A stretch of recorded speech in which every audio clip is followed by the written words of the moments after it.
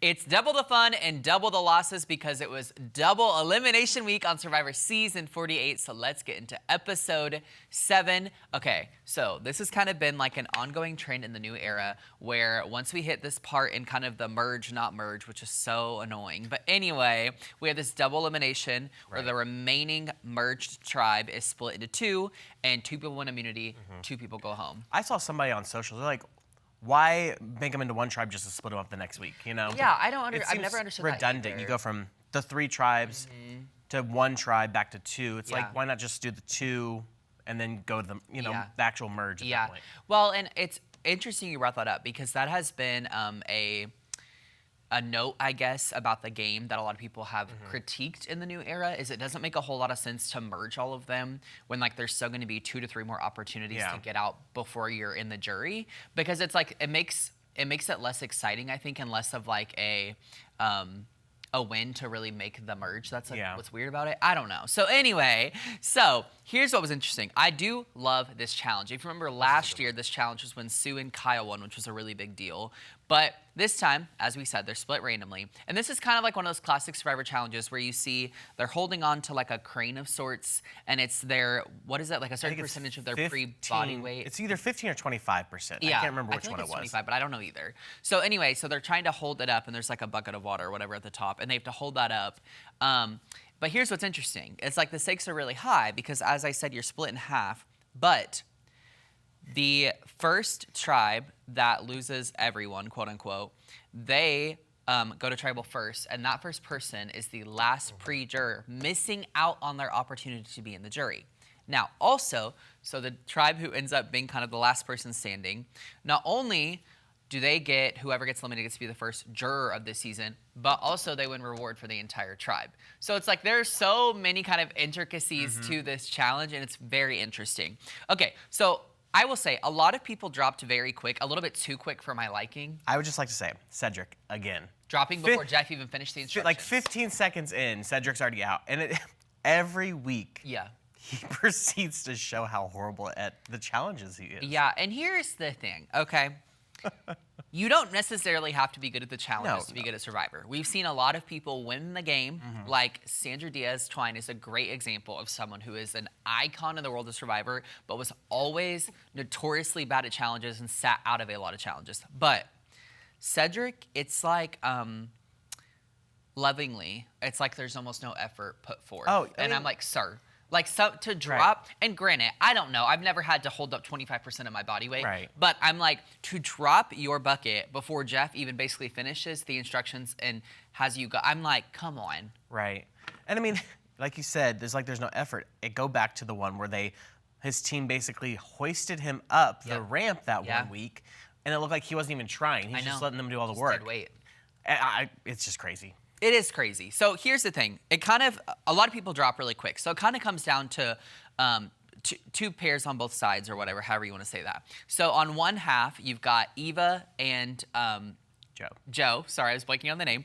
And the other half, you have David and Kyle. And there is a lot of smack talk going around. Eva's like talking it up. She's like, I can keep up with the men. Kyle's like bound to not to beat David because David's like talking all the smack about, oh, I'm just chilling, I've been here all day. And he's kind of the beefy guy who, is trying to be a pilot, but was also the stuntman, but also has a girlfriend, but doesn't have a girlfriend, but wants to propose to her. Anyway, it's very complicated. And loves milk, as does Joe. So what ends up happening is Eva ends up dropping, so Joe's the last person on his side of the tribe, but he has to hang on because you're still fighting for that reward and also for your tribe, whoever gets eliminated, to be the first juror. So then, I was so sad when this happened, but Kyle ends up dropping. I was kind of surprised. I was too, but here's the thing. David truly did look so comfortable and at ease that I was like, he's going to be really, really hard to beat. It looked like he could have gone all day, and honestly, he was very smug and confident that he could go all day out loud. I feel like that'll definitely paint a target on his back. I think so too. But what I enjoyed about seeing this showdown between him and David and Joe, because they held on for a while, the two of them. They've set the record. Yeah, that's true. Yes. So David was very, very cocky about the whole thing, whereas Joe was a little bit more subtle. Yeah. And a little bit more respectful, which I really enjoyed.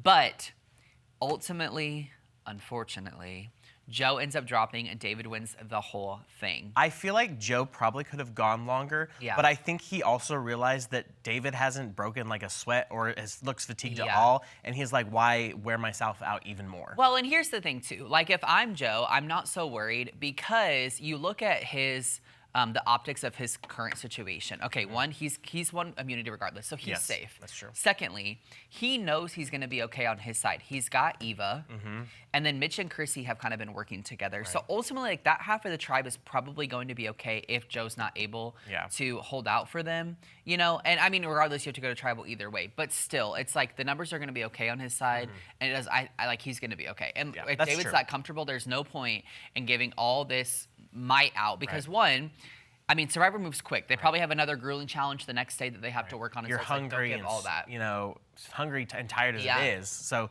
why waste the little bit of energy you have when you know that you're probably not going to pull it out in the long run? Well, and now he's lost out on that reward too, so he can't sustain what he's just given out also. So it's like there's a lot to this. Yeah. Okay, so then we kind of get to the pre-tribal council of this all, which was interesting.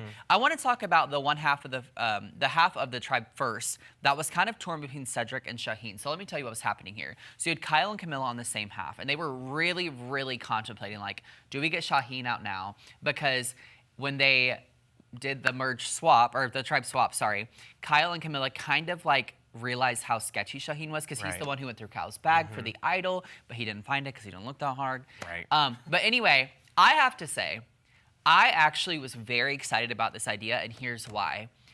I think a double elimination in Survivor, especially with split tribes, is the best time to get a big target out. Absolutely. Because you don't have to factor in the 12 to 13 votes that are all being factored in. You just have to have 2 or 3 numbers, and you can get that person out. And then when you merge back together, you don't necessarily have to explain it because one half of the tribe wasn't there. Yeah. As much as I would like Cedric to be gone because he's just a weak link in my opinion. Yeah.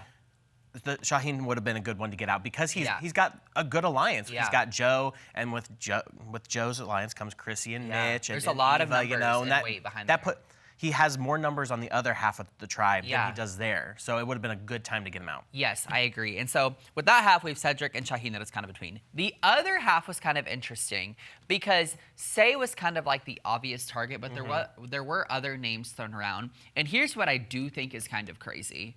I do love Eva. I do. But if I am on this half of the tribe, okay, and Joe's just won immunity, and it has become overly aware and public knowledge that Joe and Eva are a tight duo, I'm going to try to get Eva out, if I'm being honest. Now, I love her, and I would love to see her go far, and I like her and Joe's duo, but I'm just saying, like, letting these strong duos stay in the game in the long run could really hurt them, because sometimes you miss your opportunity to get that person out, and it never presents itself again in the way that it could, you know? So we go to the 2 sets of tribal council. So the first half was Joe's half because David beat him out. Basically, nothing overly exciting here. Say gets voted out unanimously, but what was interesting is Mitch had a block a vote and used that against Say. So Say didn't even get to vote. So quite literally, every single vote that came out was against Say. Not surprising. I kind of wish she would have at least been our first jury member, just because she brings the TV drama. I totally agree, especially because in the second half, the anticipation was killing me. I was like, come on, blindside Shaheen. This could be so, so interesting. But unfortunately, Cedric ends up getting voted out. Fortunately, unfortunately, however you look at that. But the reason I say that is to say that Cedric is fine, but Say would have been a much more exciting first juror than Cedric. Yeah, Cedric's very just kind of boring. Yeah. And so I feel like he's not going to... Say would have, at the end of the season, she would have come with a hot question. Also, Cedric, probably not so much. You know what I'm thinking about, too, is I think about like how people will view the final tribal council and like how they'll kind of vote. And I'm like, Say reminds me of someone that like as kind of neurotic as she is, I think it's also like game respects game. Oh, absolutely. So I think this sounds maybe bad, maybe controversial, sue me, but I feel like Say's the kind of person that would vote for the person that deserves to win, whereas Cedric is like one of those jurors that would have like the most random reason to vote someone, and it would throw things off, and I'm just like not totally sure about his vote. And we've already seen Say respect game with Mary back when they were on their original tribe, when her and Mary were at each other, and she's like, they were both like, we respect each other's game. Yeah. So yeah, I wish they would have been that first jury member. So it's crazy because here's the thing. Now you've got, you know, these random alliances formed. You've got Joe's whole army behind him, but also Mary's the only former Green tribe that's left. So I'm very curious. I mean, not that she had a great relationship with Say or Cedric, but I'm curious to see how she is able to kind of fight her way through this. Ever since the merge, I feel like she's been kind of under the radar, which is good. You know, but then you also kind of have Star and Chrissy starting to work together a little bit in this episode too. So it's very interesting to see where everybody's going here. Yeah, I think if Mary plays strategically in the right way, I think there's still plenty of ways for her to kind of funnel herself into the mix. Right. Because Chrissy, you can tell, I mean, she kind of said this last time, Chrissy is ready to make a big move. So I'm like, she's going to try and go after the big dogs. The preview makes it look like David could be on the chopping block, which I will say the preview always leads you astray, so I doubt David goes this next week. But it definitely throws his name around.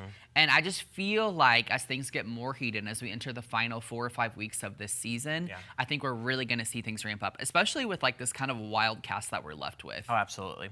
It'll be very interesting to see where we go from here. Yeah. So that is all for this recap of Survivor Season 48. Survivor airs Wednesdays on CBS.